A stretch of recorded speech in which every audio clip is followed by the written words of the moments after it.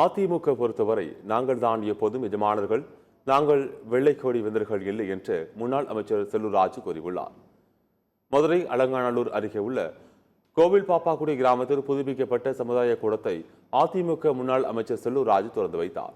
பின்னர் செய்தியாளர்களை சந்தித்து பேசிய அவர், கோவில் பாப்பாக்குடி எப்போதும் அதிமுக கோட்டை, இந்த கோட்டையை தகர்க்க நினைத்து அதை செய்வோம், இதை செய்வோம் என்று கூறுகிறார்கள். ஆனால் ஒரு சாலை கூட போடவில்லை என்று கூறினார்.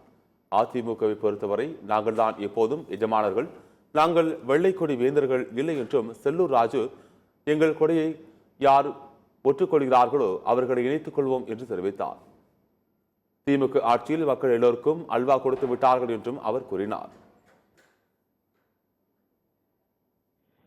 அதிமுக பொறுத்தளவுக்கு புரட்சி தலைவர், புரட்சி தலைவர் அம்மா, இன்னைக்கு எடப்பாடியார், எங்களை பொறுத்தளவுக்கு நாங்கள் தான் எஜமானர்களை ஒழிய நாங்கள் யாருக்கும் அடிமனை. இங்கே வந்து வெள்ளைக்கொடை வெள்ளைக்கொடை பிடிச்ச வேந்தனாக நாங்கள் மாறவே மாட்டோம். என்னைக்கும் எதிர்கட்சியாக இருக்கும்போது கருப்பு பழுவனை பழக்க விடுறது, அதே மாதிரி ஆளுங்கட்சியாக இருந்தோன்னா வெள்ளைக்கூடை பிடிப்பது, இது நாங்கள் எங்களுடைய செயல். அது அவங்களுடைய தலைவருக்கு சொல்ல வேண்டியது எங்களுக்கு சொல்கிறாரு.